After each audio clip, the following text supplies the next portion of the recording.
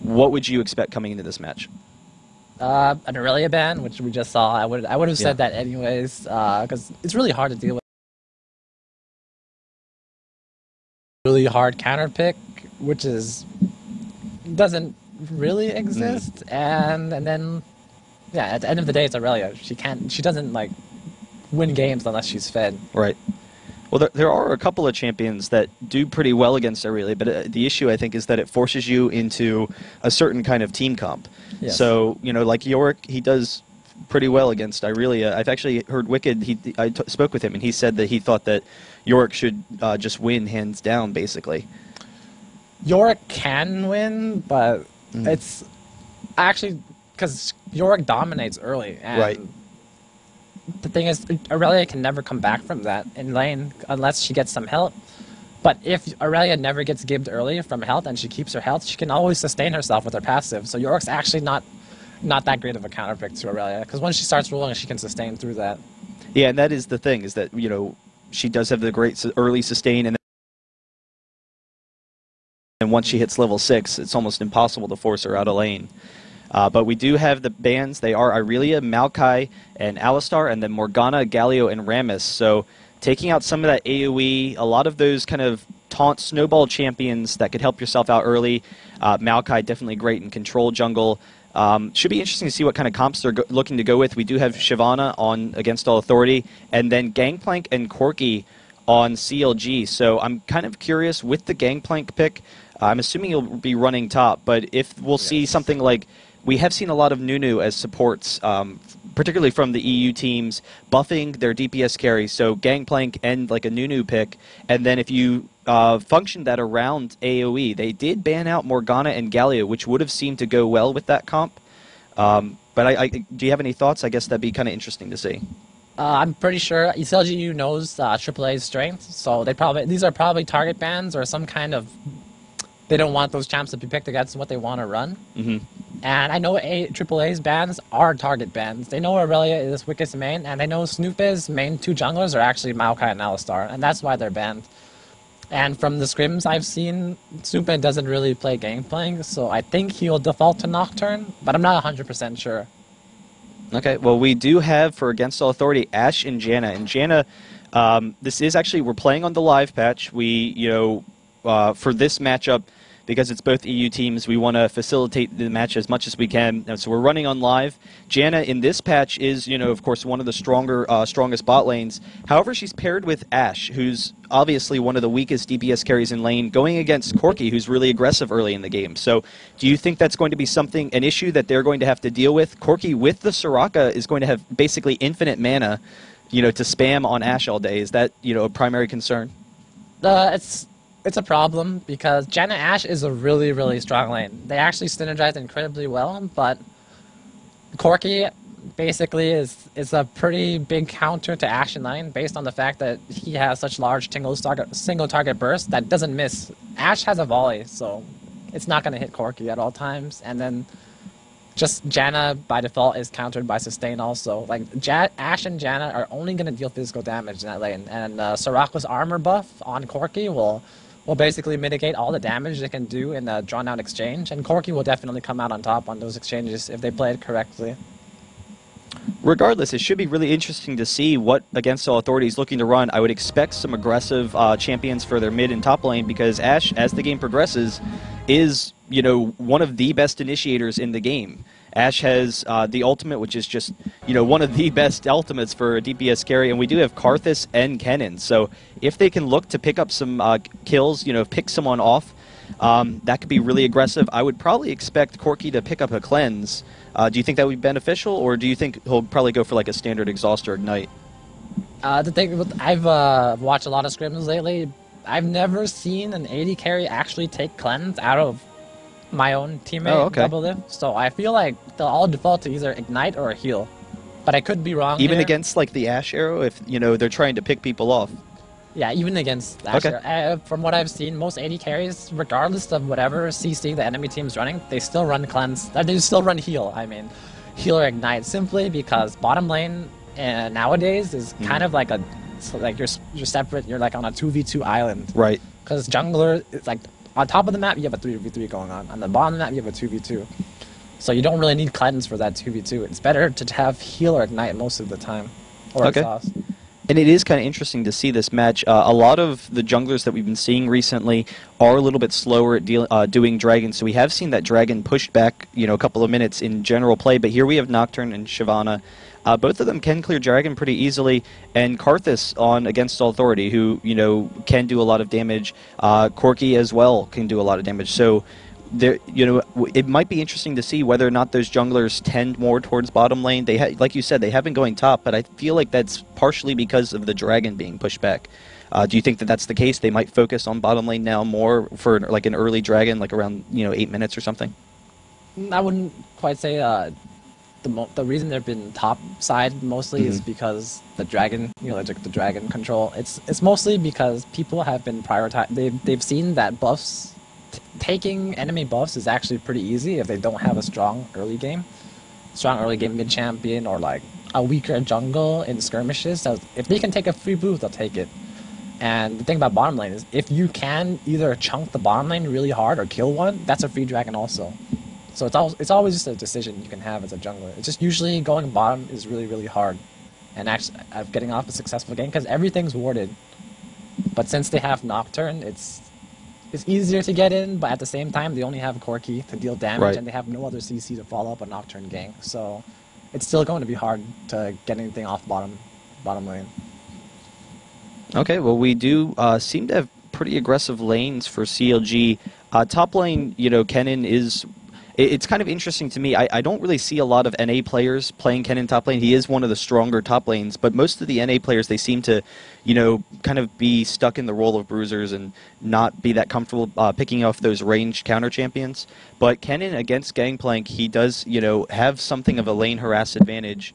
How do you think that lane is going to stand out? Does Gangplank have enough sustain that he should be fine? Will he probably be going for like a cloth armor to try and prevent some of that damage with those 5 health pots and then build into like a Wriggles or something?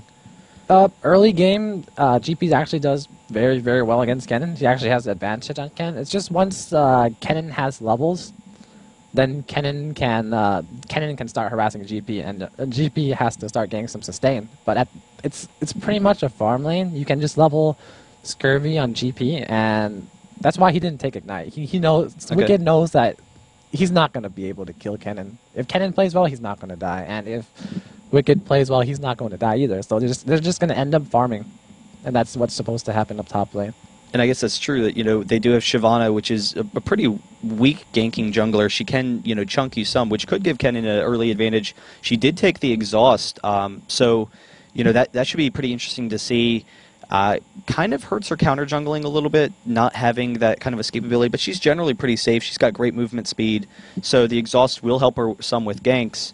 I guess the teleport, like you were saying, it's usually something where if you take teleport, you expect to lose the lane, but you're trading it off for that map control. But I guess if you are saying that Gangplank should be fine with his sustain against Kennen, then that teleport along with his ultimate should provide a huge advantage to CLG when it comes to controlling the map and early dragon fights, or whatever else they're trying to do. Yeah, it's a big advantage, especially since GP himself has a global ulti that can also help at the map. He has teleport, which they can set a ward up bottom lane, like set up a play, like GP teleports in and Nocturne comes in, and that's definitely can be a successful game if Janna and Ashe are overextended, and that can lead to a free dragon early on. Now, for bot lane, Corki and Soraka, I've seen that lane before with the changes to Soraka. Corki's just going to be spamming all day. That's going to be really aggressive. Janna and Ashe, they did take 2 heals, kind of in my mind expecting the pain that's going to be coming from that lane. But then Soraka, because Shyvana is more of a counter jungling kind of jungler, she does have that clairvoyance. It will allow them to be more aggressive in lane. Is that, you've said yourself, I think, that you prefer taking clairvoyance usually. No, that was Special, actually, I was speaking to.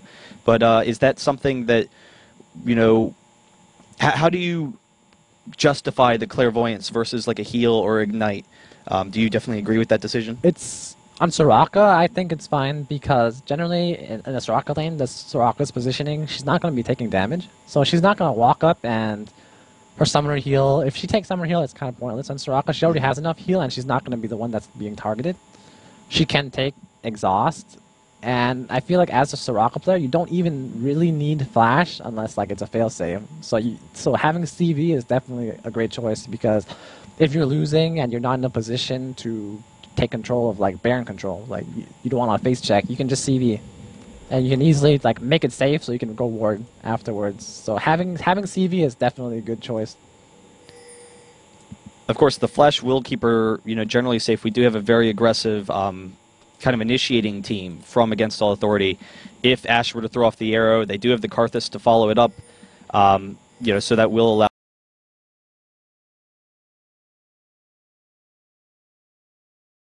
her to kind of get out of there as opposed to just going down. But we are in the game, and they're moving over towards the blue potentially. Probably just going to control their own.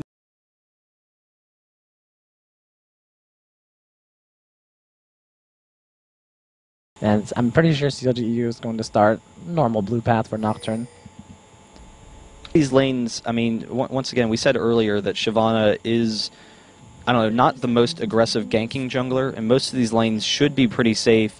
But what do you think her primary goals are going to be this game? Is it just going to be, let me get some levels, try and counter jungle, gangplank some, or are there any of these lanes that you think she might try and focus down? Well, Shyvana generally is a horrible bottom lane ganker, so if anything, she can harass Wicked in lane. But other than that, she can focus on some. If she does the jungle correctly, she can counter jungle Nocturne. But Nocturne is actually a pretty fast jungler. And if you find Nocturne in the jungle with an Anivia mid, it's kind of dangerous too. So I feel like Shyvana's best bet will just to power through her own jungle. And if there's anything available on the map, she can go and try to take it. CLG is kind of poking up here. They're not really going to do anything, but just preventing Shyvana from taking those wraiths before she gets the red. So they do know she's coming down and taking this red. Good ward coverage early on. The Karthus is kind of vulnerable in lane. He knows that Nocturne is going to be very aggressive, so they just want Karthus to be able to farm since he doesn't have a lot of survivability, generally speaking. And I don't know if they saw that Nocturne was getting the red first or just kind of assumed it. But Kennen will be a little bit vulnerable before getting the Lightning Rush, but otherwise is generally one of the safest laning champions in the game. Yeah, definitely. Once Kennen gets Lightning Rush, Kennen doesn't usually Lightning Rush offensively unless it's safe. So even if Nocturne ganks, you can just Lightning Rush away to safety. But is that something that, Wicked will try and be baiting out the Lightning Rush as the game progresses? Maybe put himself in a little, dangerous situation to allow Nocturne that initiation opportunity, since he, Nocturne doesn't really have to be worried about being countered out by wards. It's definitely possible post-6, but I feel like pre-6, if you bait yourself too early, you might die because he has Ignite. So you might want to... It's possible, but I don't think it's going to happen. Okay. And Shyvana taking the blue buff here. She will be level 3 with it and going to be coming up top. Probably going to be able to chunk Gangplank a little bit there. Maybe put him a little bit behind in lane. He is starting off with boots and 3 health pots, so he'll generally be pretty safe there, but he is actually coming up in this lane. I don't know, do you think we might see anything here? We do have Kennen actually coming in, getting a stun off, so nothing from Shyvana, but I don't know, with the tower pushing, you expect that Gangplank is probably just going to be farming through this early game? Yeah, definitely Gangplank let the lane push early, and just generally by being melee, it's really hard to push against range because you're going to be taking a lot of harass in the first place, so the lane's going to naturally push the Gangplank side. And that's what Gangplank wants, because he wants Kennen to overextend and get scared that Nocturne will come gank. And if that happens, Gangplank can just free farm at the turret.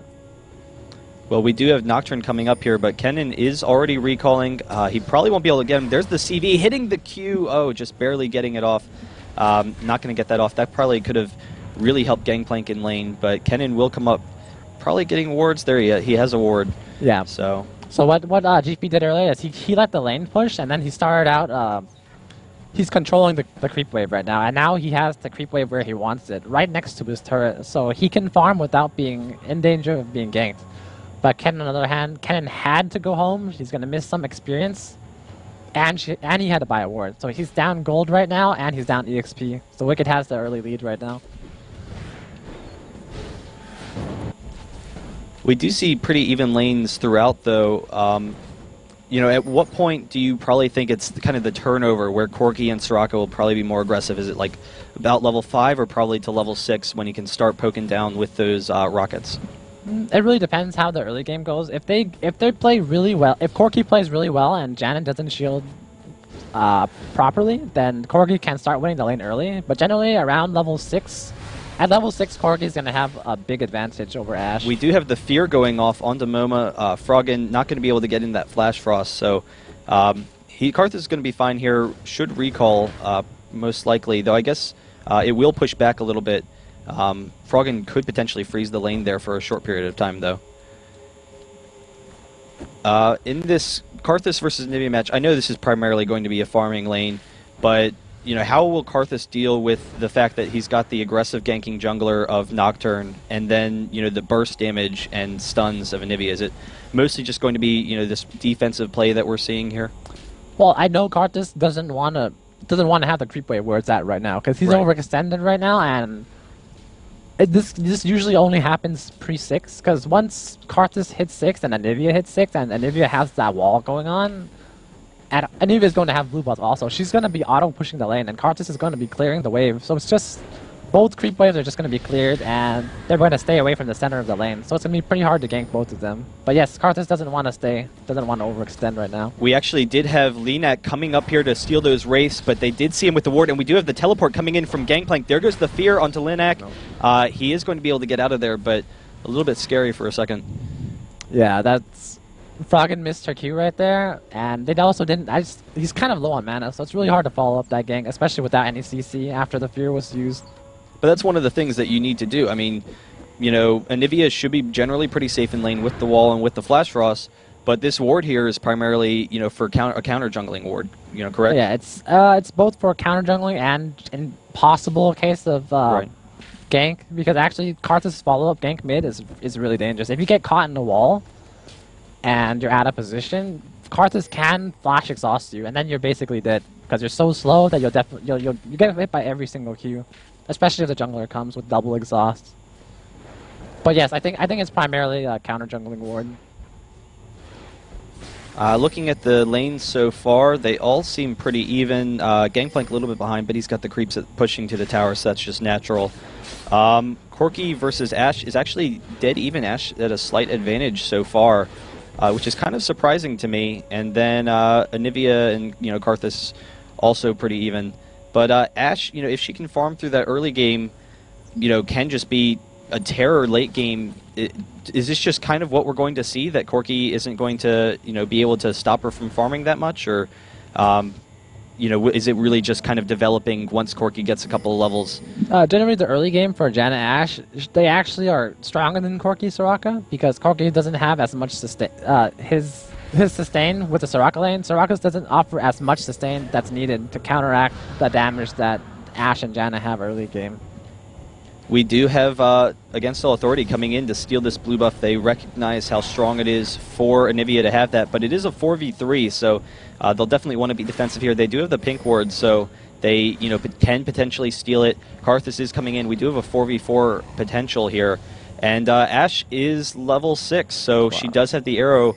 They will want to make sure that none of them are getting caught out of position, though I don't know that Against All Authority really has the follow-up damage at this point, particularly against the Soraka.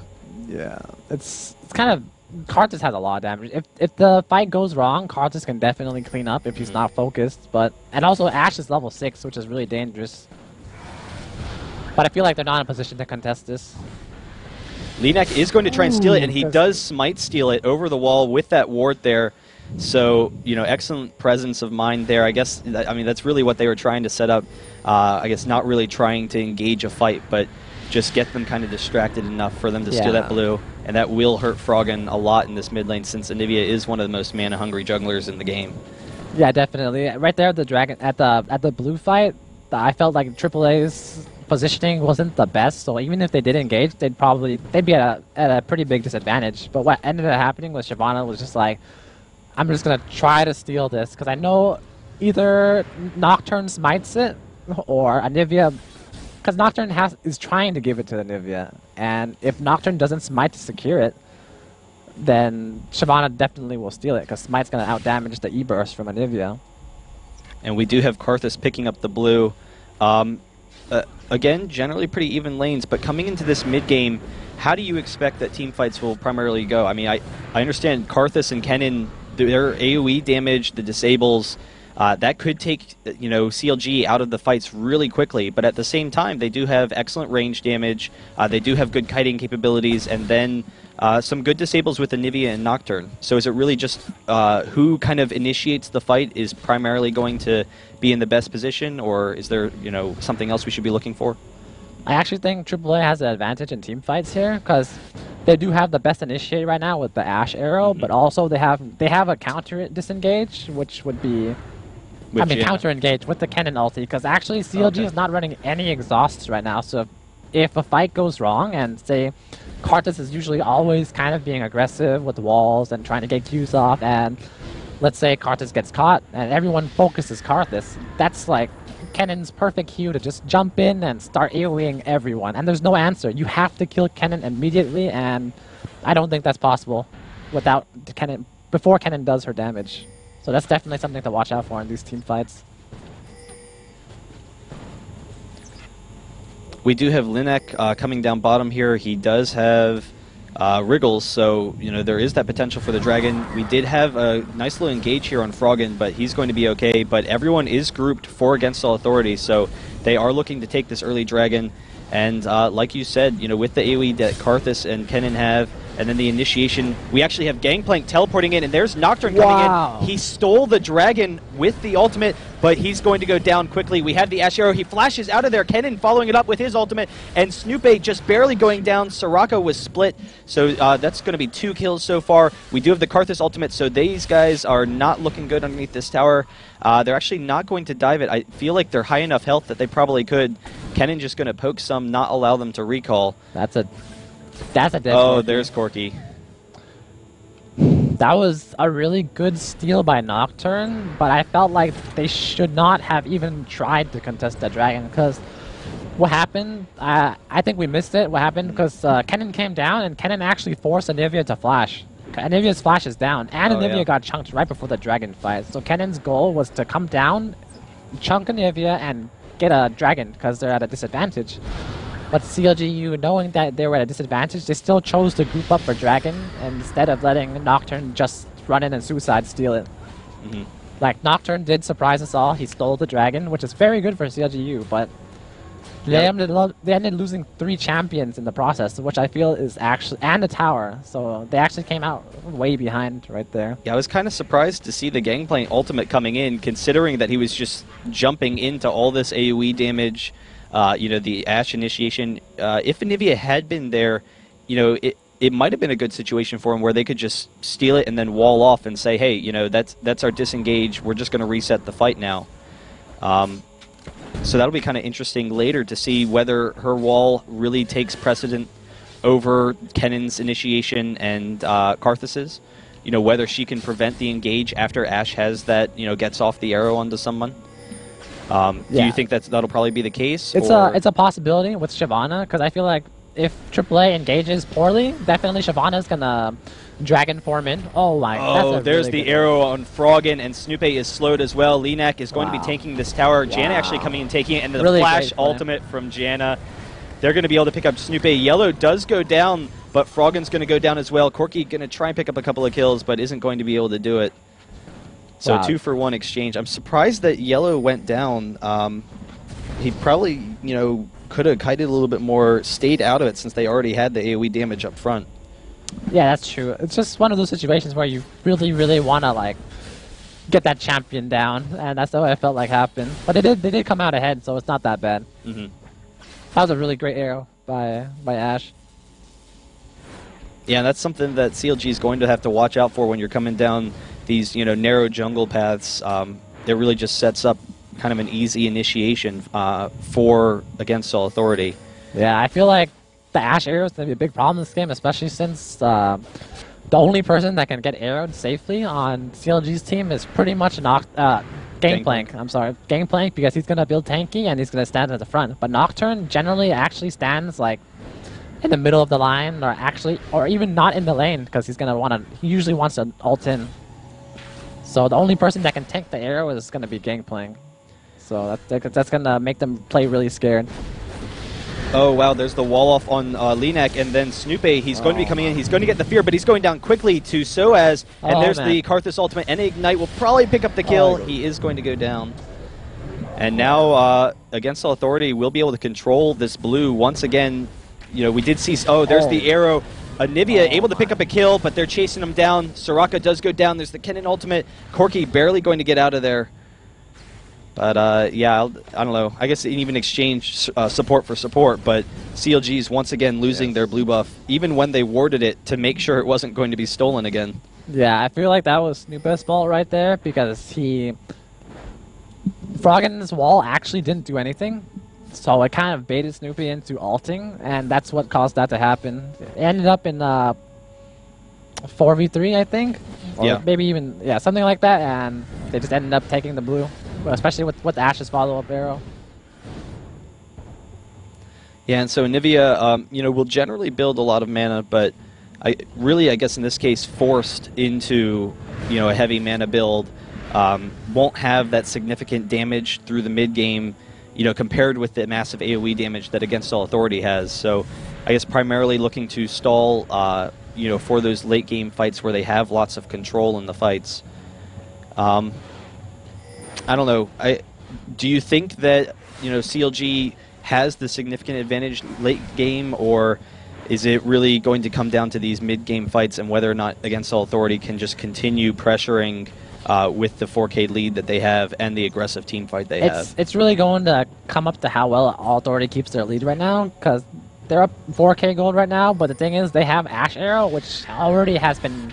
It's basically winning them the game alone, this Ash Arrow, and also Kennen ulti. Both are things you have to watch out for all game long, not just early, not mid, but also late game. Like those skills are valuable throughout the entire game, and it never drops off.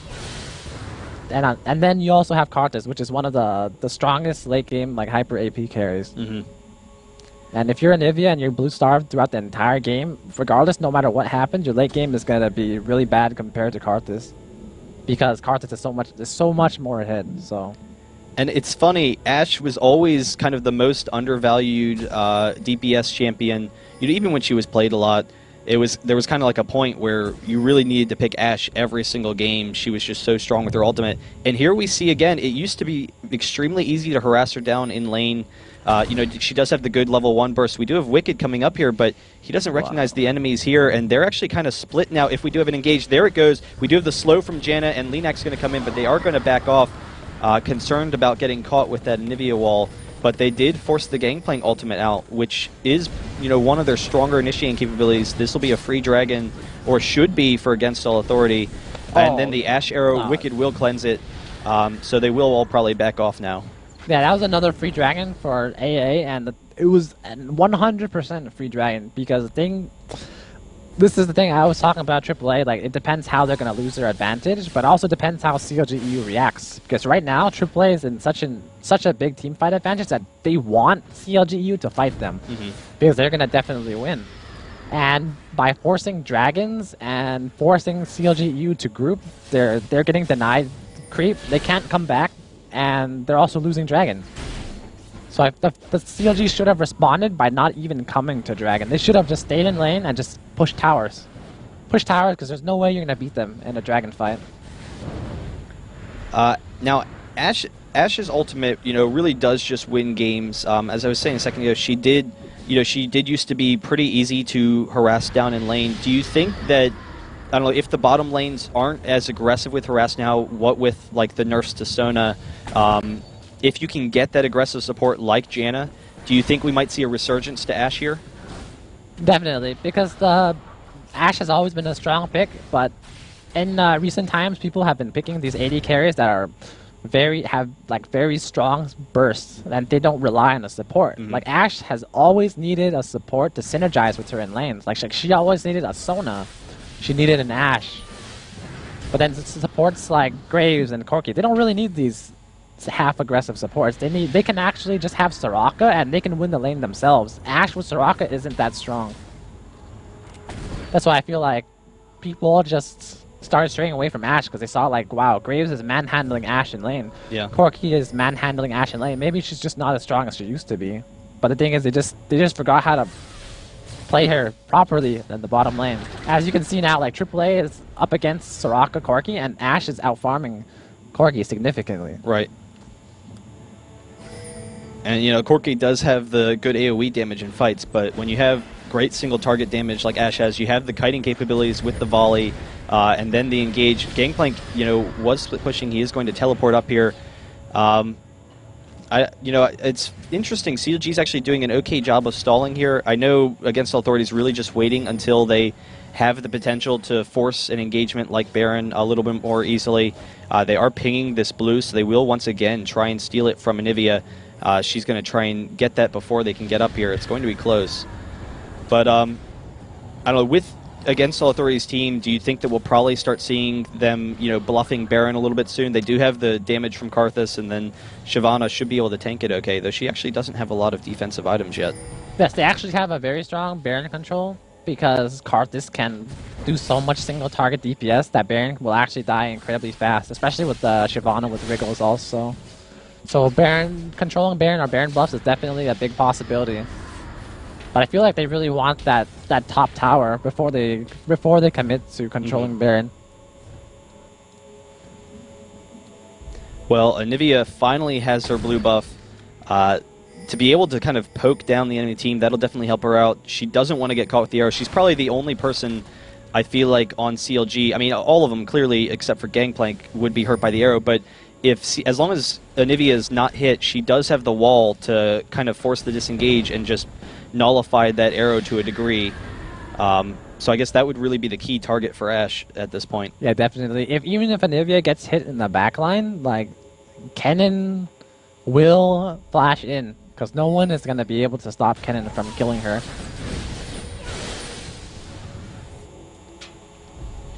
We do see CLG kind of positioning around this you know, jungle. They do recognize that Against All Authority is going to kind of alternate back and forth between mid and top lane generally, to try and keep them off guard, you know, continue pushing down these towers.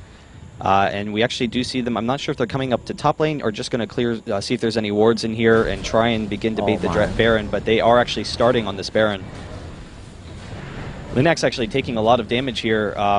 You know, like we said, he doesn't have a lot of survivability items, and if they get low, it could give CLG the potential for a comeback, but they don't know that it's going down.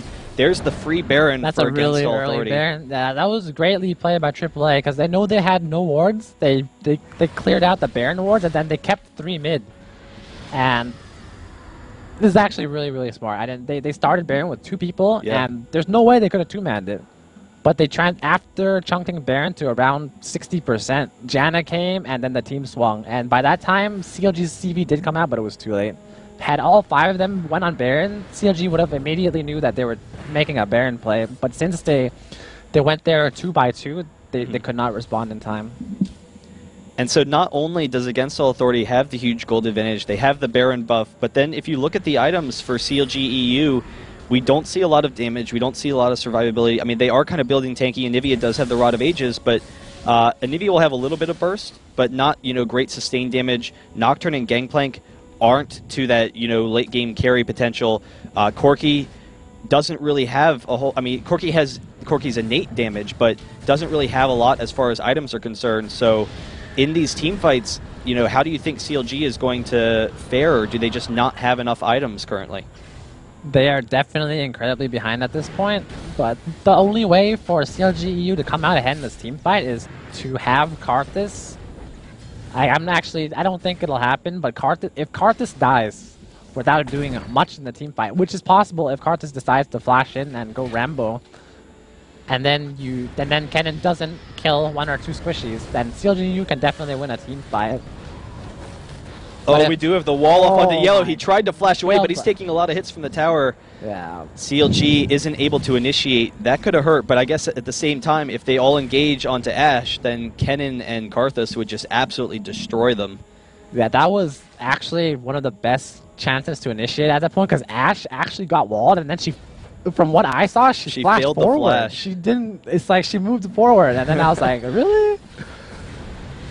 They are kind of poking down, trying to see if they can just poke down this tower. Here, Lenax coming in. They are going to finish it, and there's the arrow. And then Gangplank flashed over Nocturne, so Nocturne is going to have to flash away. Everyone from CLG pretty low.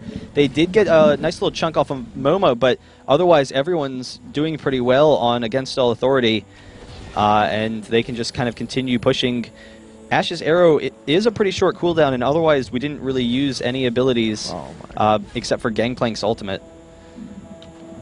Yeah, that was really good for AAA. Froggen almost getting hit with that whirlwind. Ash just gonna, poke down the tower a little bit. Pretty slow here. CLG, they do have pretty good, clearing job of clearing the waves. They do have Corki can clear the waves very easily. So can Anivia. Anivia will have mana issues, but with the new changes to Soraka, do you think that's even a concern now for whether or not she has blue buff, or can the Rod of Aegis and then Soraka just sustain her enough? It's definitely a problem in team fights because Anivia has to be Anivia will be using a lot of mana, and we do have the wall and then the stun onto Yellow, and Nocturne comes in, blowing up Yellow there, and he's actually almost going to go down. We have the Karthus and Kennen ultimate is going to be able to pick up that kill, and Corki as well, but not as bad as it could have gone for CLG, but Against All Authority still in a serious advantage position here. The thing is, Ash is kind of a really mid-late to late game carry, and right now it's only a mid-game. Like Karthus, Kennen is really farmed right now, and it's really high level. Karthus is both Kennen and Karthus are basically putting like 75% of the team's damage right now. So even if Ash dies, if you expend that much HP killing Ash, like the AP carriers are definitely going to clean you up, and that's just what happened right there, especially with the Baron buff still active. Which is why I guess Ash can be so aggressive going forward. I mean, you would kind of look at it and you're like, oh, Ash is getting caught, but she's kind of allowing herself to get caught with the understanding that her team's going to clear up. We do have the missed Ash arrow, but Soaz is going to come up here, and he actually does have a Realize, so he's going to be able to get a lot of damage onto Wicked. Wicked should be able to get out of there. He does throw off the ultimate. He still has his cleanse up, so he will be able to retreat to his tower. Now, Anivia did finish off the Archangel's Staff. It does build pretty nicely from the tier, but do you generally like that as an AP champion, or I don't know, usually want to switch to like a Rabadon's to just really fulfill, get out your damage? It really depends. Obviously, not every champion benefits from having a large mana pool. Anivia is one of the few champions that do. But having Archangels early is actually pretty good value for your money because you pay like 1,000 gold to finish off the recipe, and you get around 80 AP, I feel. That's just like a generalization. And at a point like this where you need all the AP you can get because you're in a losing situation, I feel like finishing the recipe wasn't a bad idea. And I guess for not a lot of gold, since Anivia probably would have been just too much to work into that Rabadon's. But we do have a Frozen Mallet onto Gangplank now. Nocturne is working on an Aegis, though it would be a pretty late Aegis. He's actually pushing down bottom, so they are going to exchange towers here, but he's got to get back because we do have a 4v5 in this top lane. They can kind of stall, though. Shyvana definitely not tanky enough to tank those towers, which would be the just absolute tipping point for CLG. And actually, he's going to walk up onto Shyvana here. He's going to get caught. There's the Ash arrow. There's the Ash arrow. It's going to hit. We actually have Froggen flashing over the wall. So able to stall while Nocturne picks up a second tower. That was actually really good for CLG.eu because they traded turrets, and whenever you're behind and you trade something, you actually come out ahead. Because you never would have gotten that if you contested anything. We do have the slow from Momo, though. The team's not fully grouped, waiting for Kennen. Kennen does have Frozen Azonias now to go along with the slow. So a flash ultimate from Kennen could probably just, I don't know, obliterate CLG. But I guess we'll have to see. They do have great control from Anivia in those team fights, and then the ability to just continue stalling this game for a while. Yeah, it's just the initiates that AAA has right now. It's you can't really deal with them. No team can really deal with it because Ash's arrow can come out at any time, and also Karthus' wall. If you land the wall correctly, Kennen can just go in because they have nothing can stop Kennen from flashing into the middle of your team. And if everyone's slowed, you're gonna get caught. Well, Baron should be spawning in about 20 seconds, so. We will probably see this game kind of decided by this next Baron fight. There it goes. CLG definitely in position, doesn't want to allow that free Baron like last time. Like a situation like this is where CV really comes in handy because we know AAA doesn't have CV and they actually just lost Baron control. They do have a ward up at rates, but that's all the vision they have of Baron right now, and Baron just respawned. And we actually have an arrow going off. It is going to hit Froggen. Linak is going to throw her back into Kennen, and we're going to have the flash ultimate. No, he's just going to come in. There it goes. And MoMA, very close to going down, will go down, but the damage is done. They're going to be chasing him down. There's the ultimate from Janna to keep her team alive, but everyone for CLG is low, and Soraka, because she was trying... wow, excuse me. Because she was trying to counter out those wards, we have the air conditioning at like 50 degrees in here. Because she was trying to counter out those wards, was split from her team. So against All Authority, we'll be able to take this inhibitor. They could potentially, I guess they don't probably have enough time to push down the Nexus, and Corki will be able to clear the waves, but they will be able to take Baron if they like, or if they decide to recall, they will have Baron to force another fight. I guess they're just going to go and take it right now. That's definitely going to be a free Baron for AAA unless Nocturne manages to steal it. Oh man, we need a heater in here. I'm telling Alex, he's sitting across the table from me. But they're actually choosing not to do Baron without Karthus. Oh my! I mean, the benefit is that they will have the means of engaging later, and actually Snoopy trying to get that red buff, expecting them to do Baron, and will be chased down by Ashe very quickly.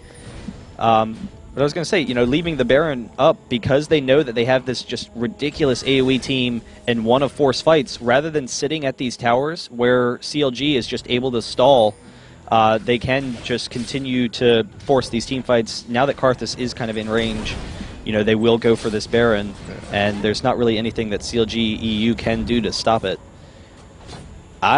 Honestly, I'm pretty surprised. I mean, against All Authority, one of those top teams, the Ashe arrow just barely missing Froggen there, but will be a free Baron. Against All Authority, of course, one of those top teams did finish second at DreamHack, I believe. You know, has played very well so far.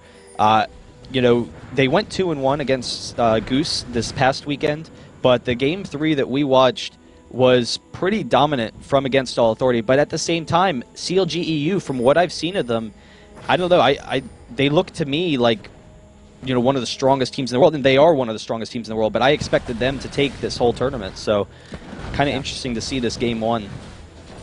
Yeah, I just feel like Shyvana was definitely the factor in this game. Because Snoop is not as comfortable on Nocturne as he is with Maokai and Alistar, and they just, I hate to say it, but the game kind of snowballed from having those blue buffs taken away from Anivia, and that just held the control of the game, and they lost a big advantage when AAA sneaked that Ninja Baron. That's the biggest turning point. Yeah, and I mean, CLG, they do have a pretty strong team. We actually have Ashe going to throw off some damage on the Snoopy there. CLG, they do have a pretty strong team comp, but at the same time, against All Authority, just kind of, it seems, counter-picked them. And we do have Froggen getting some good damage onto Janna there. But the Ashe arrow, wow, Wicked going down very quickly. I think he might go down. Wow. But I was going to say, you know, Ashe hasn't been expected to be seen in play, and yet Ashe has been dominant all game. Karthus and Kennen, that AoE combination, just has won him all these fights, and then Shyvana in the jungle has counter-jungled. So all around, all of their picks have worked out for them as a team. Yeah, I really like AAA's team comp because they don't really have a front line, but they kind of don't need it because they have 3 really, really big threats. And you have a wall, you have arrow, you have permanent slow, and you have Janna for disengage, and they have Kennen. 4 people for disengage. Yeah, there's so many things you can do with that team comp. You can initiate, you can clean up fights with Karthus ulti, you have global presence, you have AoE, you also have initiate. Yeah. And disengage. You have a little bit of everything. Well, against All Authority is going to be pushing into this third lane. And now, you know, even though CLG can generally stall, it's not going to matter anymore. They can tank these towers some, and with the top 2 inhibitors down, it's basically a foregone conclusion. I'm not, you know, even now, if CLG got the miracle fight and were able to pick off one of against All Authority, they probably could just win a 4v5 after that with how strong they are. It's kind of close, but I don't know. Even if CLG.eu aces them for free right now, they're still going to be very behind. And there's the Ash arrow onto Yellow Peak. Kennen will flash in. She will be able to pick up a couple of kills. Corki goes down very quickly. There's Soraka as well. And Snoopy out of position is going to be taking some damage from Yellow there. There's the Karthus ultimate. And this will be GG. Linex still chasing after Wicked on this tower. Will go down. Hey, they got the kill on Shyvana. But we do have the surrender vote from CLG. So congratulations to Against All Authority taking game number 1. I don't know, strong play, I guess. I'm really excited to see Ashen play again. She always was one of my favorite DPS carries with that ultimate. Like we said earlier, it can just win you games. But what do you think CLG might be looking to do a little bit differently coming into this game number 2? Is it, do you think they might ban out a champion like Kennen, who's really strong in lane control but gives them the team fight presence, and maybe look for a more aggressive bot lane that can harass Ashe down a little bit better? Though I was kind of surprised to see Ashe was really comfortable in that bottom lane, and like you said, out-farmed Corki. Yeah, I think part of that has to do with the fact that Corki, it is a pretty even lane. Jan and Ashe can play. If they play it well, they can do well. Mm-hmm. It's not a given that like Corki Soraka will smash Jan and Ashe. It's just the game played out that way is because Shyvana had such a big presence. Like she warded the blue, and CLG.eu didn't have it warded, and they have the map control. They don't know it's warded, and they just managed to ninja steal that blue, and that kind of snowballed the game. And it's just Shyvana's jungle control was a big factor in that game. So banning Shyvana could be one of the things CLG.eu can do, and also that team comp that they just ran, they had Karthus, they had Ashe, but had they not had Kennen, their team comp, I can't really explain it. Would have kind of fallen apart. Their team comp falls apart without Kennen. Yeah. And that's a big problem. Like Kennen does something no top laner can do. No top laner can do what Kennen can provide to your team. He's a safe laner, and also has probably among the biggest presence in a team fight with the ultimate. So that's definitely ban-worthy. And even without having the teleport, since Gangplank had the teleport advantage, Kennen does have good enough mobility. He can push up the lane very quickly with just clear the creep wave and then move down to bottom. We saw him leaving top lane and moving bottom a lot for the dragon control for those fights over blue buff. Yeah, definitely. Especially since Kennen doesn't have too many losing matchups. Like even if Kennen is in a losing matchup, Kennen should be able to farm. Like at all points, Kennen's not going to be out of the game. And when you have a game-changing ultimate like that against a team like CLG.eu who basically always only has 2 damage dealers, their AD carry and their AP carry, because Wicked generally doesn't play high damage bruisers unless he plays Riven. So if you only have 2 threats and you're running a comp like with Ashe who can take care of one, very easily she can take care of one. And when you're left with 1 threat, you just lose a team fight. And that's a pretty viable strategy to do against someone with 2 threats on the team. You can prepare for that. Okay, well, thank you everyone for joining us in Game 1. Make sure to get all your friends watching because we will be running all day. We will be coming back shortly with CLG.eu versus Against All Authority for game number 2. Against All Authority taking game number 1. Once again, I am the Red Baron at Baroncast. With me is Chowster, and we will be back after this commercial break. I think they may go with their same standard set from game 1. We will have to see. But so last game, CLG banned out Morgana, Galio, and Rammus. How do you feel about those from game 1 as we're heading into game 2? You think we might see a few more of those same bans? I actually don't know too much about. If I knew more about AAA, I could talk more about the ban process. But I kind of feel like Rammus was a wasted ban. If AAA prioritizes fast jungling champions like Shyvana, I feel like Rammus, who is a high ganking champion, so Rammus shouldn't be a wasted ban. So I feel like they might just drop Rammus here. Yeah. So, and for this game, we are on EU. We are on the EU servers. We have 2 EU teams. Want to be as accommodating as we can. So, and we do have some mixed matches going on later today. So our next 2 matches are going to be EU versus NA, and then we're ending out the day with this NA versus NA match. So we have a nice. We actually have 4 EU teams and 4 NA teams in the top 8. It's nice and even. Yeah. I like it. Oh, they actually had a Janna ban. That's quite odd. That is interesting. I mean, I'm not. No, it's. If you're gonna ban a support, I would imagine like Sona would be the one to ban. It depends. Janna, I can see Janna being banned material, but okay, I see now why they banned Janna. They don't want them to have any disengage for Kennen, because if Kennen comes in, Janna can stop your engage. She's one of the champions that can. So it's definitely, and since they have first pick, they planned this. They did plan this. They didn't want to ban Kennen. They're gonna take him instead because they can play him. That is the power of the first pick. So right now, AAA waiting to see their first two. So CLG will be on blue side, but AAA will also get the last pick. And reminder everyone out there, so that we are going into game 2. If Against All Authority wins this game, they are going on and will qualify for IPL 4 in Vegas. It's going to be a good time. So Corky and Rammus being picked up now. The Rammus pick is actually coming out. So I guess that Rammus ban from game 1 is actually because AAA really likes Rammus. So they are versatile in the jungle. Yep, and they have also, in a way, CLG has also kind of like worked themselves into a little bit of a corner too, because Morgana, fantastic mid, and is just basically immune to Rammus ganks. Yeah, Morgana is definitely one of the hardest to gank champions in mid lane. Yeah. Gangplank being hovered over by CLG. He'd be a good top lane, against Rammus. He's got the orange. Definitely. He got the walk away. He can see oranges and he can walk out. And if things go bad, he can always farm with Parley. Yep. And he has great sustain and he has global presence. So GP, it's pretty much good pick usually. Generally a good pick. GP is good. Even that he can also like go into jungle. Maybe we can even see like a York top lane too, because like slows against Rammus. Yeah, definitely. You can. Yeah. It can be a dual pick. Like you don't know exactly if they're gonna run him top or the jungle also. Which is Gangplank is a very versatile. He's a very versatile pick because you can even run him support. So, but then they just don't do it. They pick Soraka, obviously don't. But people have run him as support. No. We're seeing Soraka top. It's good. Yeah, Soraka top. People have run GP bottom simply because he has strong Parley harass and he has the E. I haven't seen Gangplank support in a while. That'd be hilarious to see. Oh. I haven't seen like Soraka top or mid in forever. I kind of want to hop in normal queue now today and do it. They still, they definitely could do it now. All right, so so we have our first 3 for CLG Against All Authority now mulling over their next 2 picks. So based on the 3 picks already from CLG, we're looking at an AoE comp, I think, in the making, because we have a Gangplank ult, we got Kennen ult.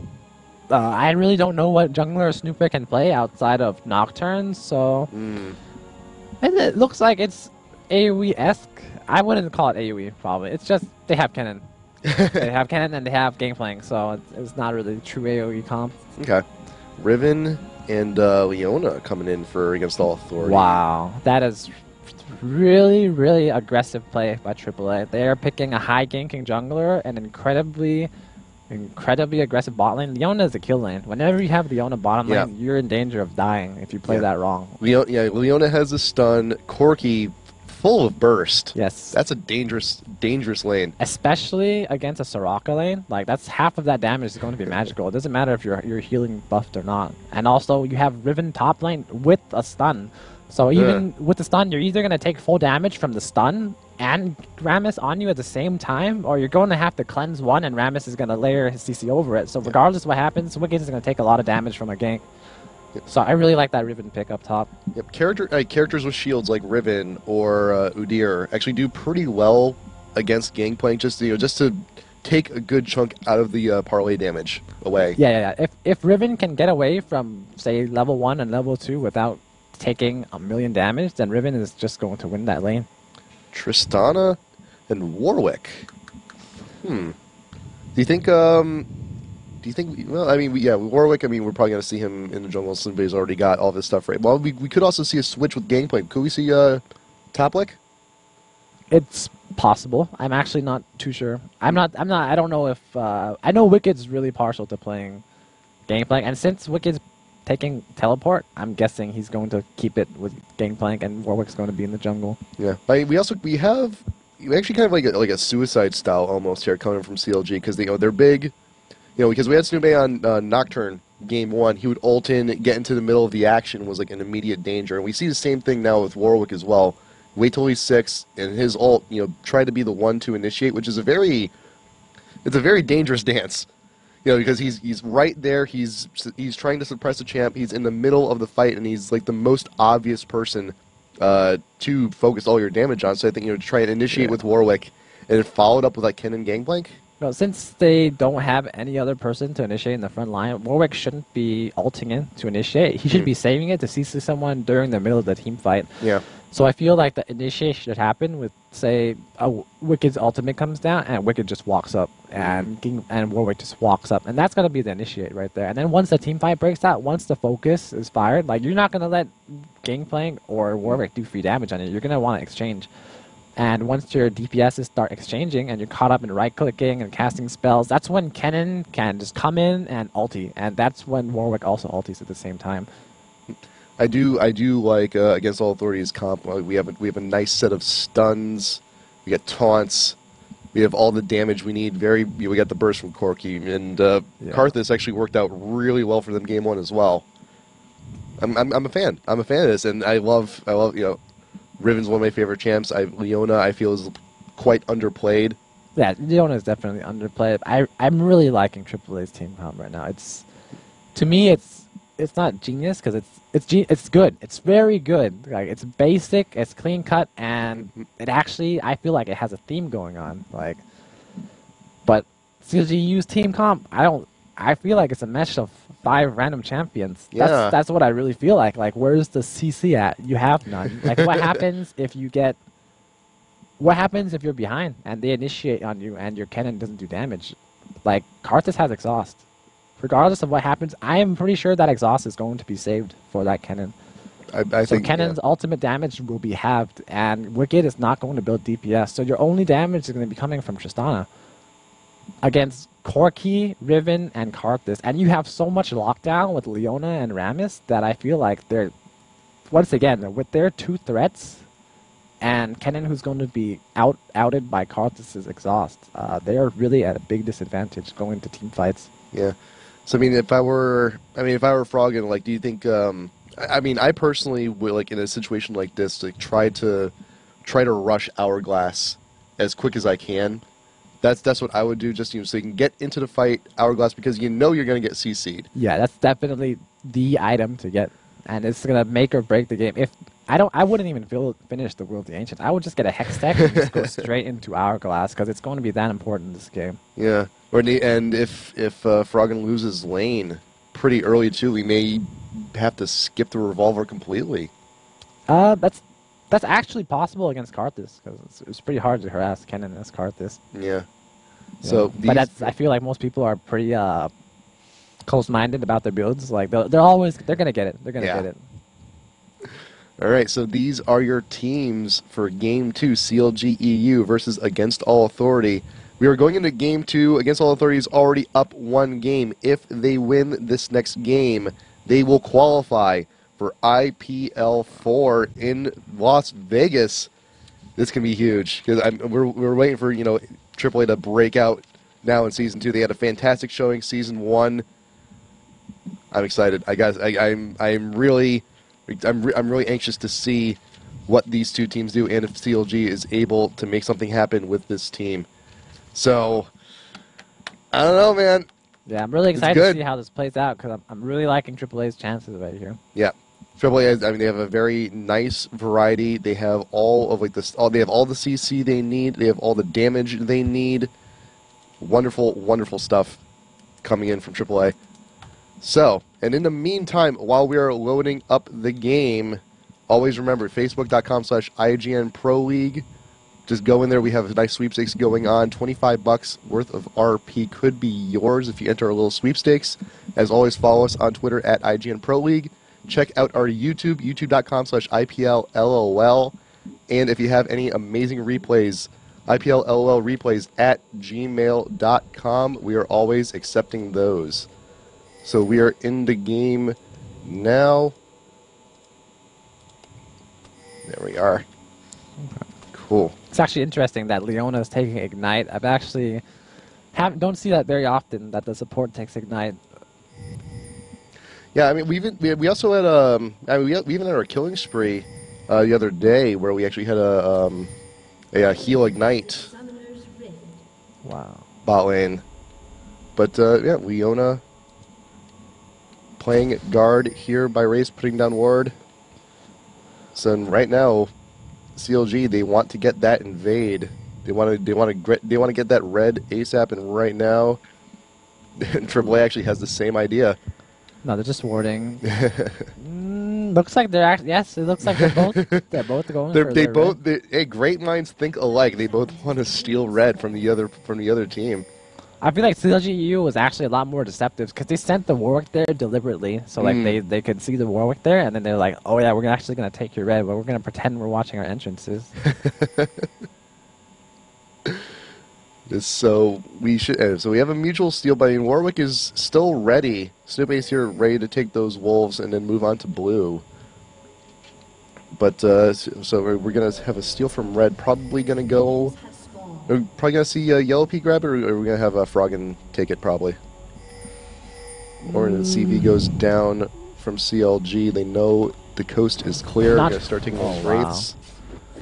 Wow, right now, Moma's here. He may be caught. He's going to take a good chunk.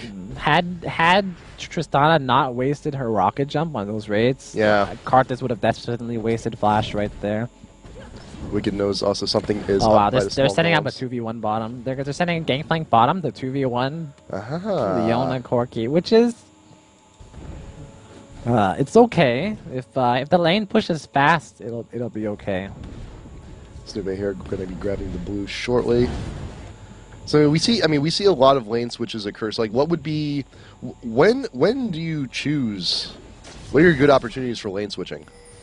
Generally, when you think like a kill lane like Leona Corki, it's very hard to lane Soraka Tristana against it because Tristana is really weak early. She has not much synergy.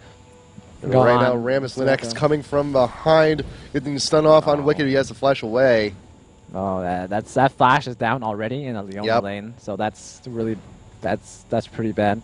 Hey, if you attempt to gank a lane, use a summoner spell on your target, that is a successful gank. So Wicked is going to have that flash down for quite a while, and Linux is going to go ahead and take his own blue.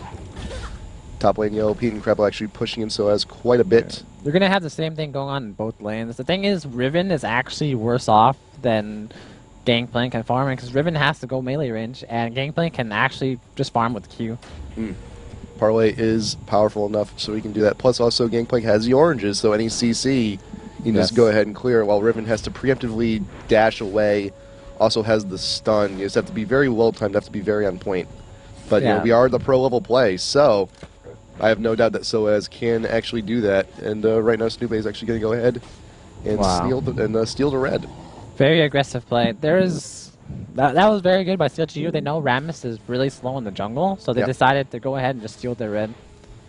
Yeah, Rammus, you know, he is solid. I mean, he has his taunt, he has his power ball, but like, you know, in the jungle, the first few levels, he's not the greatest. Oh wow. Yeah, definitely not. But he's going to go ahead and, you know, a lot of counter jungling going on. I really like the fact that Leona can roam right now. Oh man, and look at this cannon. Froggen's caught out, has to dash away. The thing is about Corki will stomp GP in lane by herself. Oh man, So they've it's been getting taking a a little lot bit of damage. overzealous. One more bananas going down. Their top and bottom are actually equal in CS right now. Both Riven and GP have the same CS. So and so does Corki and Tristana. It's actually really even. But for right now, though, seeing as Gangplank is bottom, they only have one-man bot. So when Dragon starts getting attempted, we're getting. I mean, it's AAA is at the advantage because they have the two-man bot. Yeah, definitely. With 2 versus 1 bottom, AAA is at the advantage. And so as actually just playing the reach game, but Linak is coming around. Powerball coming through. I do not think we can cover the range we need. But bot lane, Wicked's actually getting pushed in a little bit. Yeah, they actually have the Tri-Warden, so they can see Rammus coming in. Yep, and they see him coming around again. Crepo in the bush, throwing out a banana. I feel like Flash taunt coming in on Crepo. They want the kill. Soaz comes in with the stun. Another Powerball coming in and has to flash away. In the meantime, Snoopy is coming down. We may have something coming on Yellow. Yellow has to Valkyrie away. N-rated has to flash. Flash is burned. Good kill. Linek in the bush. Yellow Pete going to be discovering him. Taunt going down. Just going a little bit more damage. Pretty bad. Waiting for Soaz to come down. Can't get there in time. N-rated going to be recalling, and still at top lane, we're looking for this engage that we need. First blood has not happened yet. Looking for that bonus gold, searching for it. Froggen going down on Moma. I think we have a dive, potential dive. Turret hits going down on Froggen, has no choice but to back off or die. And Wicked being ignited bot lane. Yellow comes down to auto attacks. Can we get this? Taking turret hit. One. Oh! Yellow! Heal going down. Has to use it. Well, actually, didn't really have to, but might as well, better safe than sorry. That was close, but Moma... Wow, Moma had ultimate. She was level 6 and she was ultimate. That's good. Moma hit 6. It worked. That happens. Yeah. So, first kill going to Moma to a very, very well-timed hitting level 6 and using ultimate. Yeah, that was really good. Like, Wicked shouldn't have gotten caught by that Leona. But I also feel like Rammus is really behind right now. Linak getting the taunt in, backs off. And it's rough. I mean, it's kind of rough to gank that top lane too, because I mean, Yelpy, you have the heals from Soraka. Yelpy can also just rocket jump away if need be. And Moma should be going back now. How much gold Karthus got? You can buy. Yeah, he's got about 1,700 to his name. It's pretty good. Getting the catalyst, getting some wards. Riven's starting to roll around though. She's getting a free farm right now since Soraka went back and Rammus gave him a lot of space. He's probably gonna shop after this wave or the next one. All right. What do you think? What do you think we're gonna be seeing by actually Yelpy rocket jumping and trying to just scaring the daylights into Soaz? That was actually kind of reckless on Tristana's part. Like if Rammus had Rammus been there, like Riven would have just killed him. So I mean, what do you think? Riven stocking up on the Doran's blades, getting cloth armor, and Rated actually getting a position in on mid. Maybe try and force Froggen to use some cooldowns. Does not get that stun. So Leona can just keep doing this. She can keep leaving lane because GP has no idea whether Leona is in lane or not. Because she's going to be so pressured by Corki, he's just going to AFK farm. Yep. Like, look at this. And also notice, like, depending on which lane has two people in it, you see the appropriate ward coverage on both lanes. So top lane, CLG's got it. Bot lane, AAA has it because that's where they're most. That's where their pressure is. The thing is, like, AAA has Karthus. Oh man. Wicked being engaged upon and Rated, getting everything. Another flash busted on Wicked. Another flash down.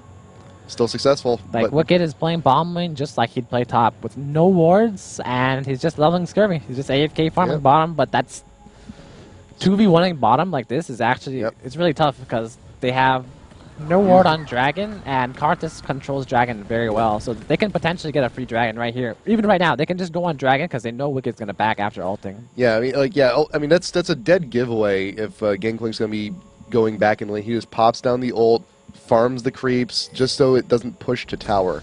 Yeah, CV definitely. going down on Dragon from CLG. And they had an idea that the potential was there for Against All Authority to actually just go take it. They got 4 people down here. They could still. They could very easily do it right now. They saw the CV go down Dragon, so they know it's not ward. They also have a pink here. See, that's why they're going straight for this right now. There's Gangplank also doesn't have the ulti to get them off Dragon at the same time. And in the meantime, Soaz is actually just up alone. We got three top. CLG has no idea. They have absolutely no idea. Wicked has an idea, possibly. Might see a ward go down here. Yeah, I'm pretty sure they know they're doing Dragon, but there's nothing they can do about it. Yeah. So they pulled 3 people top lane, and even if they knew it was going to be 4-on-2. Yep. Meantime, so it's, first Dragon goes to Against All Authority, but CLG's going to go ahead and keep pushing top lane. Wow. Crepo coming in from behind. Like Soaz doesn't know what to do. I mean, There's nothing. There's really nothing. The tower's going to go do. down. The tower's going to go down right here. Yeah. Nothing Soaz can do about it. When you have 3-on-1 like that under the turret with a Soraka, like yeah, it's just back off. it's like even if they take tower aggro, they're just gonna get like 100 armor on top of them with the heal. Snoopy's looking, browsing around the red. CV going down. Moma actually getting caught. Gets ulted by Warwick, being trapped there. Kennen comes in. Moma is low, and that is a quick gank. Dead Karthus. Dead Karthus, and possibly a lost red as well. Snoopy's coming around, but Linak is here in the bush. They know they're going to go for it. That's So 2 ultis down with a Rammus Ribbon. yeah, I think Linek should be in a good position to go for it here, but why? So as taking the point here, I think they're a little bit too late. They're just a little bit too late. They should have engaged earlier. But I mean, they had Ribbon put the ward down, but they saw them engage on it because sometimes you like to go in and like get the smite steal and then go for the engagement. Wow. Right now, Linek's actually being caught out, stuck around a little bit too long. Wow. Froggen comes in with the Kennan's ulti ult. still up. I was wrong. I thought Kennen used his ulti earlier. I was just seeing things. But yeah, as Linek just stuck around, they just decided to wait just a tad much bit longer than they needed to. But with the dragon they got earlier, the gold is actually even, pretty much. Yeah, the goal is pretty much even right now. Like, So, but yep. that kill bottom lane didn't amount to much because Wicked's still farming right now, and the CS count with Riven is equal. Yep. And an underfarmed Riven against an underfarmed GP. GP will always be better because GP has so much utility without items. Yep. Right now, Krepo actually being singled out by Yellow. Teleport coming in from Wicked, going into the bush. Raise 2 flashes morale down, but going Riven on. is here. So as leading the charge, Linek will get the taunt in on Wicked. Yes. Oh, that is a Dragging him dead out. Wicked. Nice. Dead Wicked. That was just too much CC. Wicked had to scurvy something. He had to eat oranges for one of those things, and He didn't have enough he was gonna oranges. die either way. Yep. Did not have enough oranges. Didn't stop by the farmer's market this morning. He only had a few. I don't feel like GP should have came into that fight because they backed off from the mid tower and nothing was going to happen, and he actually just forced himself to die. And actually, ult was also down as well. So he didn't really have many tools to use in that fight other than just being out in front and being a soak. Oh my! Froggen His E is down. has to flash away. Yeah, he had to flash right there. So I mean, it looks like CLG is just now they're progressing to the point that's like we've seen where their team kind of shines is that when they just have a full-on 4-man, 5-man push, but I don't see that working for that much longer because it was successful. They had a 3-man push, top just muscled out the turret, and mid lane is actually pretty weak. But I have a feeling that AAA's over time will just catch up and and beat out their strategy because they don't really have as that good of an initiation as AAA does. AAA also has really good wave clear with Karthus, and CLG actually has no wave clear on their team. Yeah, just maybe let's see, Snoop A is actually looking. We're probably going to be seeing a Frozen Mallet. Yeah, Frozen Mallet Rush on Warwick has been. I've been seeing that lately. A lot of Warwicks like that. And right now, Froggen actually did go ahead and get the Hex Tech. So we'll see, if Froggen builds it into a Woda, or if we're just going to go see the Zonias coming in. Well, I feel like it's too early to start leaving the lane. They should definitely be focusing on farming. So. Yeah. That's what Karthus is doing right now. He's going back to lane. He's just going to farm. Yep. But I feel also that CLG is just kind of like, do we want to push mid? I mean, we're all here. We might as well. I mean, they know Momo's going to be top lane. They know he's there, so they know that they have the advantage on this push, and Momo did not get teleported. That's a really dangerous team to defend against without Karthus. Yeah. Karthus needs to be here to defend, but he's just going to go ahead and push top. And actually, top tower only has like 2 hits on it. What? Yeah, so they've only ever touched top tower twice. So Momo's just going to go ahead, push top lane, recall. What are you going to buy from him? These guys are out of ages. Wriggle's actually being bought for Riven. They see this Warwick. Yep. So now we're doing a dance around blue. So that's right a now, free Leona kill. Engage going in unrated. 2 ults being blown, flashed away. May still, nope, not going to happen. But two ults used to kill support. I mean, it's questionable, but they're not going to be able to contest this blue because of that. Yeah. Yeah, they've already used their primary means of initiation, so they can't. I mean, but still, it's a free kill, so it's not bad. Yeah, it was free. I mean, cooldowns. I mean, they're going to be up in about a minute. So level 1 ult on Warwick. I mean, Warwick's ult is actually on a pretty short cooldown as is, so it's not too bad. But still not as short as whose ult is shorter, Warwick's or Ash's? I don't know offhand. Warwick's is shorter than Ash's. I'm trying to like do all the math in my head, remember all these numbers. But right now, about 15 and a half minutes into the game, gold still pretty even. And I feel like CLG.eu is a little confused right now because Yeah. they've actually taken the first and second turret. I mean, they've taken the top turret and the mid turret, but they're not really doing anything. They're not roaming. They're not really farming. They're just running around the map. But right now, so Against All Authority has an idea that they're there. That's Corky gonna be a free yells in dragon. here. They had the timer down, and AAA is just not there. Nope. No ward coverage either. But Oh Moma, my, Winek's that here. Wall saved. going down. Crepo should be a free kill. Flashes away. Winek coming in with the Powerball. Wicked is exhausted. That's Taunt a dead- going that's a down. That is a dead dead Soraka. Soraka. Ult going down from Wicked. Flashes going down. Moma leading to charge. Wicked being engaged upon. He is ignited. Should be able to get away. Wow. Soaz taking the tower. And now AAA is going to go around. See if they can't catch Snoopy out. Karthus ult going down. Oh. Not going to be enough to kill, but... Had Cannon's ultimate been up, they would have killed everyone. Yeah. They would have killed everyone. That's so then.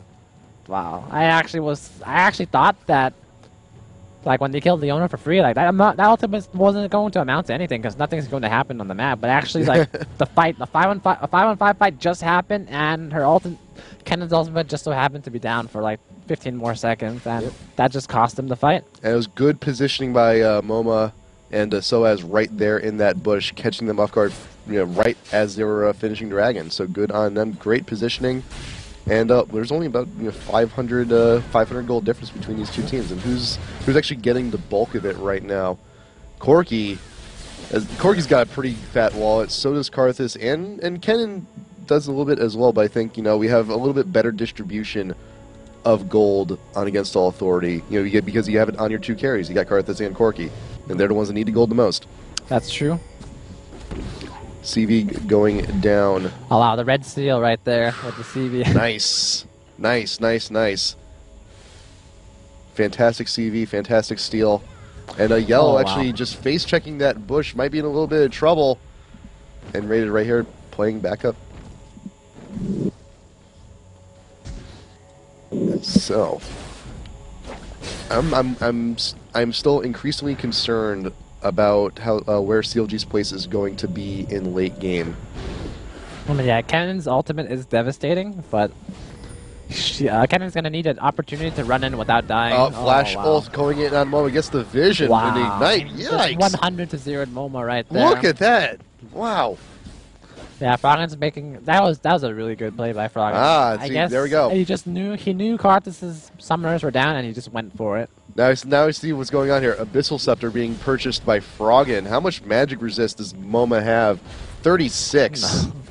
Yeah, he's gonna die. Yeah, that's Abyssal Scepter on Cannon. I actually don't really like that. I really do not like that Abyssal. Yeah, on it's. Cannon. I mean, granted, it did what it needed to do, but you're not going to get opportunities like that very often.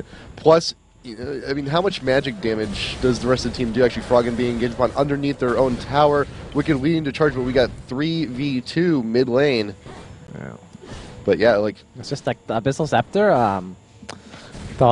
Basically the only magic damage on CLG.eu's team is going to be coming from Karthus, unless you want to count Warwick as magic damage, but it's pretty insignificant. it's just the ult and the Q, but still, it's kind of. Yeah, I mean, it's a questionable purchase, but we will see how it pans out later. But AAA taking mid tower right under CLG's nose. They were there and just could not contest it, just being poked away.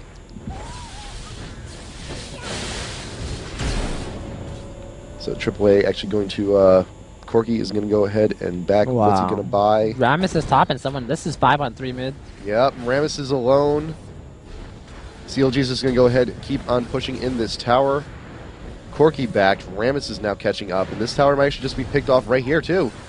Nope, you can't get the last bit off. 122 health left on the tower. And we're just about to hit the 20-minute mark. That was really good by CLG.eu. They saw that one person backed, and they saw Rammus top, and like, this is some free tower damage we can get. Wow, they actually pinking this. Pink wards are pretty good. And so blue being pinged out, man. but CLG's kind of split right now. Wards going down from AAA. They want to know. They really if want to they're being secure that invaded. blue. They But want. I feel like they're just gonna collapse on mid. That's what they should do.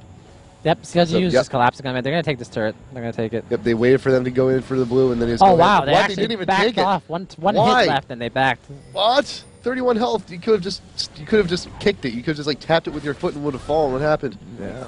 But AAA coming back in to play defense, and CLG breaking apart. GP going bot. Snoop A gonna go ahead and take their own blue. It's like sometimes you go for a tower and you just break off too early. Like this, the auto attack just does not trigger, and you just start backing off. It just kind of happened to like everybody. But then they didn't. I think they kind of have a little bit of like fear in them right now. I think because they know the power. They're scared of the initiation from Rammus, but and for good reason, for absolutely good reason. Yeah, the whole team was blue side, and they weren't 100% sure what happened because they have Leona, they have Rammus, they have Riven with Flash. Like they have too much CC. Like anything, like if one person gets snagged, they can potentially be chain CC'd until the whole team comes. So they don't want to risk it. Yep. So it's like CLG is now going into caution mode, but and they're waiting for their opportunities where they know that not all of Against All Authority is present in a particular area for pushing.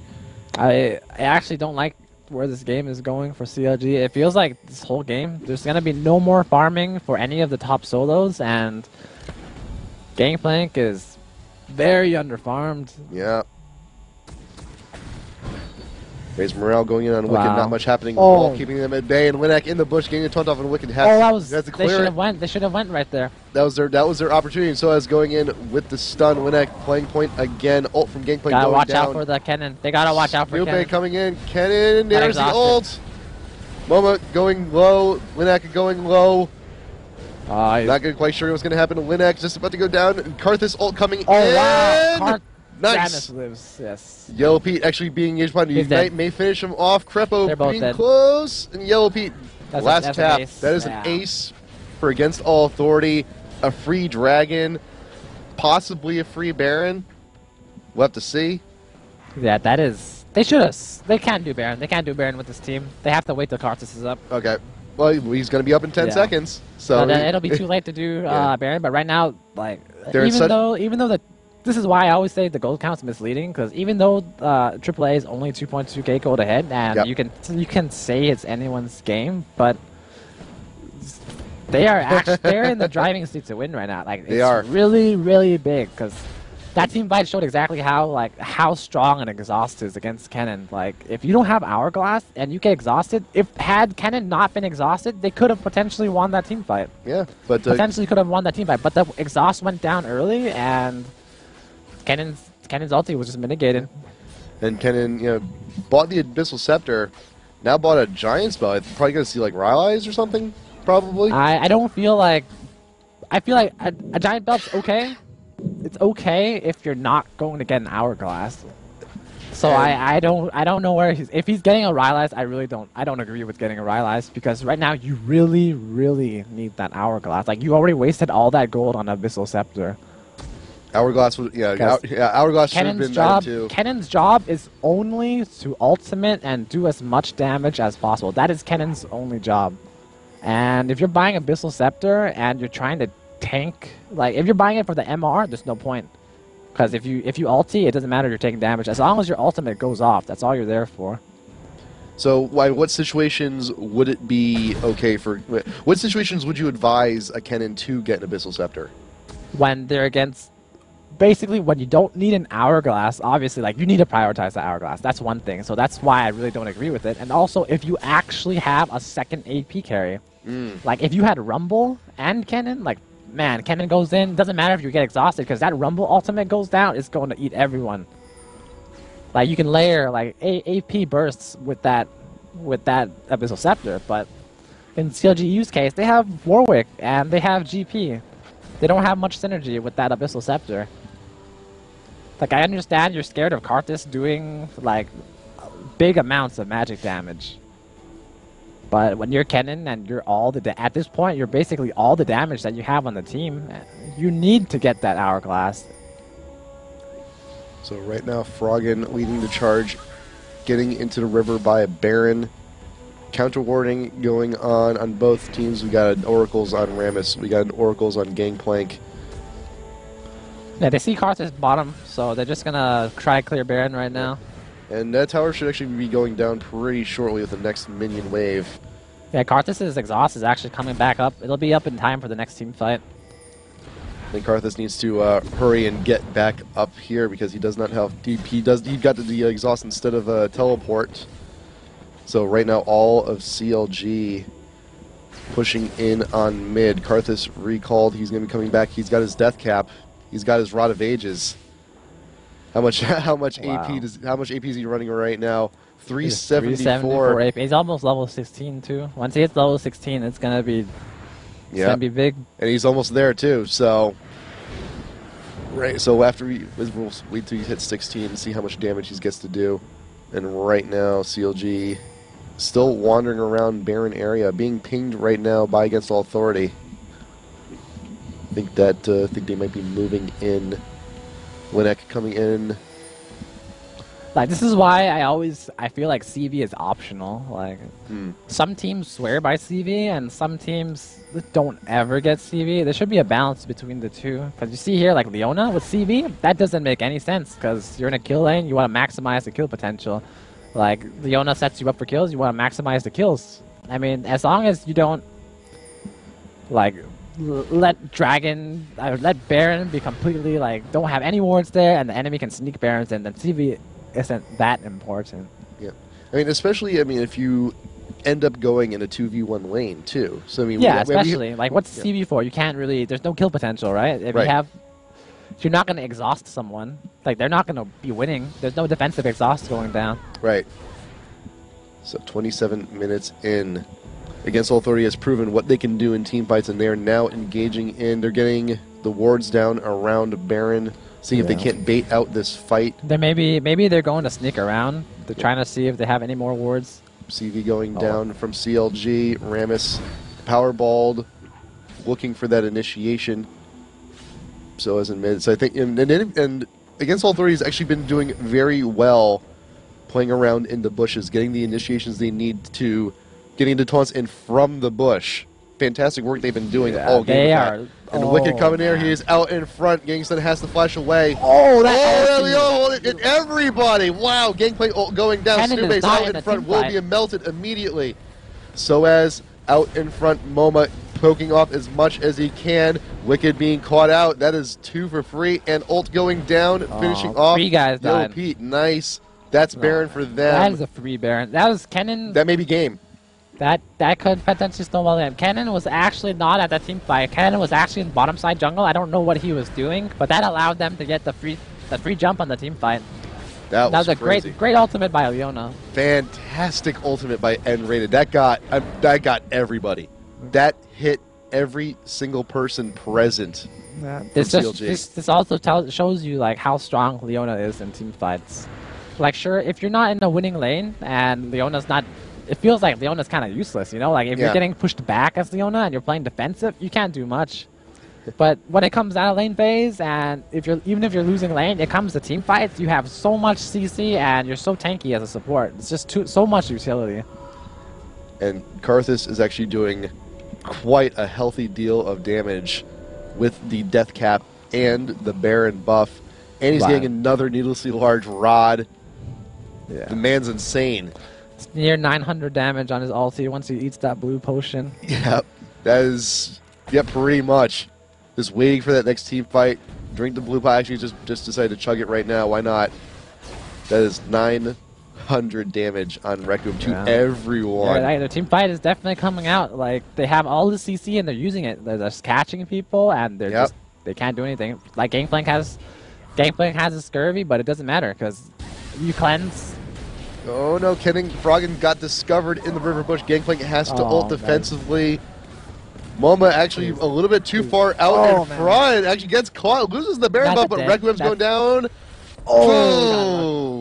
Abyssal Scepter came in handy right there. I will give him that. But yeah, if he didn't have the Scepter, he would have been dead for sure. But this top tower is going to go down. Possibly the inhibitor as well if they don't catch up. I would be hitting a lot more. Just tank the tower, just you can hit it. One more. Okay. That will do it. That's a dead. Right now, Dead Warwick. Yellow Pete trying to get away. Yellow getting Oh the flash. man, Very crit. nice. Last crit. Very nicely timed. So as getting in, Crepo has nowhere to run. This should be it. AAA should be able to take down this inhibitor, and they have an incoming minion wave, and that should be more than enough to take down the Nexus towers. GG's being called. Yeah. This looks like it. AAA against all authority will win this next game. Las Vegas, baby! Yeah. Against all authority is your first qualifying team for IPL 4. This Nexus will be going down shortly. Good game. Wow. That is... I really thought CLG.eu was going to take this set of 3, but it looks like AAA is taking this quite convincingly. There's nothing... They have stomped both games, basically. It's good stuff. Good stuff coming from AAA. Actually, they're still kind of dying out here by the Nexus, but Nexus should be going down shortly. And GG's have already been called, but yeah, they're just going to try and do as much as they can. I actually thought the game was going to end. That's actually... So yeah, surrender vote actually went down. GG's were called, surrender vote went down, but yeah, AAA just couldn't take down Nexus, but they're in such a commanding lead right now. Well, I actually haven't seen that happen very much in competitive play, where like it's good game, well played, they go for the Nexus, and they all fail. I haven't seen that quite often. It hasn't happened too much.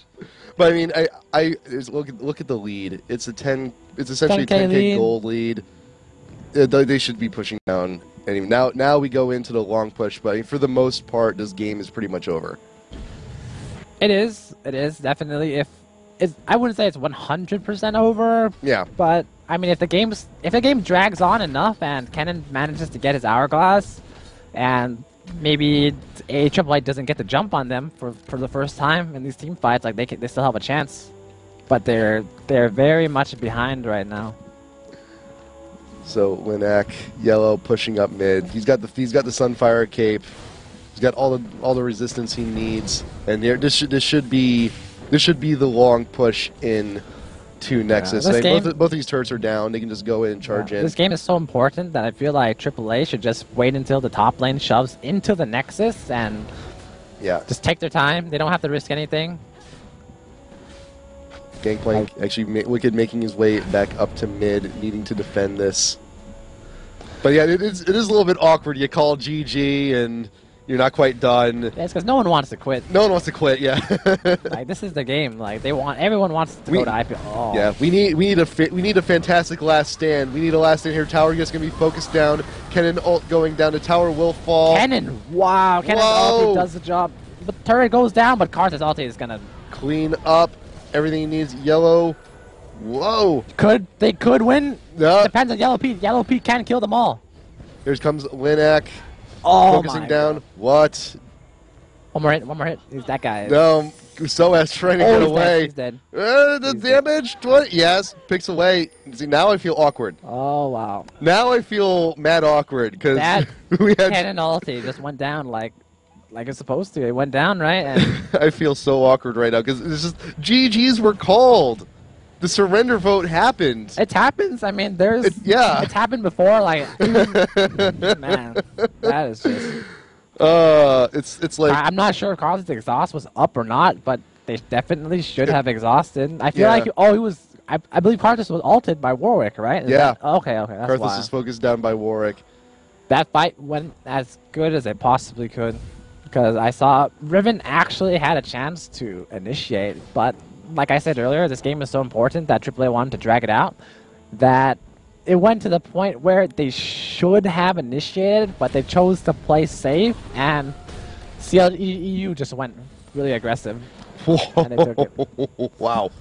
Yeah. Okay. Yeah. So, I mean, granted, all these kills. If Tristana gets the last whisper, there's no answer. There is no answer to Tristana with the last whisper on the enemy team. Like 1689, getting close to that. I mean, if she sell the Doran's Blade, should be enough, or at least very close. Like sure, Gangplank is. I'd say Gangplank is pretty much just like a meat shield right now. He doesn't do enough damage. Actually, he does have a mallet. He just completed his mallet, so he is. Yeah, he has a lot of utility going on. Even for how behind he is, he's doing okay. And Warwick also, he has a lot of damage. They actually have 3 decent threats right now, but Kennen is the biggest one. And it's really up to Kennen to decide these team fights until Tristana gets that last Whisperer. Kennen's 1,000 away from a death cap. Yeah. But I also feel like Tristana's still a liability because Tristana doesn't have a Quicksilver Sash against all the CC, so she should definitely be getting one. And Moma did also get an Hourglass for himself. Oh. So I mean, hope so that engage should not be happening like that again next time. Froggen is actually getting a death cap instead of an Hourglass right now. Yep. I don't agree with that at all. But Baron is up. AAA is in position to take it. Linek actually out in front. Froggen doing doing quite a bit. Free damage to Rammus. This has actually gotten quite. We had. They have to defend that top inhib. Yeah. Someone has to go back. So AAA is just going to be killing time while top shoves in, and once that inhibitor goes down, it's just straight on into Nexus with a whole bunch of super creeps. I'm pretty sure. Oh man, that inhib just went down for free. Yeah. They really needed to defend that. I'm not sure why they're caring about Baron instead of top inhib was much more important. Seeing that going in, but the ward coverage. Now they know that CLG retreated, so now AAA is actually just going to go the same result would have happened. Like if had they contested Baron, they'd probably lose the game to super minions. Yeah. And had they just went back, one person went back to defend the inhib, they would have been better. Yep. And Froggen is up here alone by Baron while the rest of the team is defending. So this Baron will go down for free to AAA, and now we should see the long push once again. Yeah, they should have definitely defended that inhib because now they're down in inhib and the Baron they were trying to defend, which makes no sense. And now their Nexus is exposed once again. They have another long however many minutes the Nexus is going to be exposed. So I still feel incredibly awkward for everyone calling the preemptive GG. The game is definitely more exciting now. It is absolutely more exciting. We're watching for the. It's like you go to a restaurant, you finish dinner. It was a really nice dinner. You're about to get out of your chair. Another dish comes in. Yeah, no, it's like the bill is paid. You're about to leave the door. It's like, oh, by the way, there's a dessert menu. Yeah, pretty much. That's just what happened. So right now, bot tower is just going to get shoved in real quick and should fall pretty quickly. That's a huge wave top, so they don't have too much time. They should actually be sending someone top right now to clear that wave before they pressure this bottom turret, but it looks like it's not going to happen. They should just be able to pressure and take down the turret The real last quick. fight is going to happen very soon. Yep. We should be seeing the last stand from CLG any moment. We'll see if they'll be able to fend off Against All Authority with Baron, because if they cannot, Against All Authority will be going to Las Vegas. Minions are down. Next wave is coming in. This is it. AAA is going in. Linek coming in with a flash, trying to get the taunt off. Ult going down from Wicked. Tower goes down. Inhibitor should be going down. And all the while, Nexus is being pushed by super minions. This inhibitor will go down. And here's the engage. Linek coming in. It's Goodbay ulting Rammus. Right now, Kennen Oak going down. Moma has to use the Hourglass to stay alive. Karth is out. Karth is going down. They're going for the Nexus. Requiem. It's not going to be enough, but this focus down the Nexus. Oh, that Nexus Yellow is going, focus down the Nexus. Oh, the Nexus is going down. Against All Authority has won. Your first qualified team for IPL 4 is Against All Authority. Good job. Fantastic work. Yes. Wow. Good game. Good. Like I said before, like, you know what? Preemptive GG. Okay, you know what? It's fine. We got a show. We had a fantastic show for our first match of the day. Could not think of a way for it to end any better. That was a good match. I actually feel like CLG could have came out in that fight, so I'm kind of disappointed, but it's a good match. Yeah. Good match. And we had the early fights on it. We had the lane switch to begin with, which kind of put everyone a little bit on tilt. But I think ultimately this is a game that was won at Champ Select. I think. I don't know, I'm not really wanting to agree with team comps. Like, it always comes out to play in the end. Like, had CLG played better, they would have won. Like, straight up, like, even if Tristan didn't buy a Quicksilver Sash, like, why would you buy a Quicksilver Sash? She bought a Quicksilver Sash for that last fight against that heavily armored team.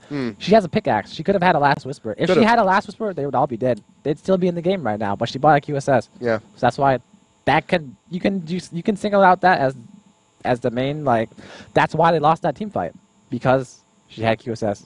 She didn't build Last Whisper. And then we also discussed earlier, we had Kennen still, no hourglass on Kennen. No hourglass and cannon, prone to exhaust, everything is able. And you also have a Rylite. Like, if all that gold from the Rylites went to, you couldn't even have a Void Staff right now. They had a lot of magic resist. Like, when you have so much AP value right now, and they have a lot of magic resist, the first thing you want to do is buy a Void Staff, because all your AP is meaningless if you're not having enough magic to pen. Yeah. But then if you buy a Death Cap, your Death Cap AP is still going to be mitigated by the fact that they have so much magic resist. So that's it. So that's going to be first match of the day. So your first qualified team for IPL 4 will be against All Authority. Good job. You'll be back tomorrow, Sunday, and whoever wins tomorrow will get their trip comped. So that's going to be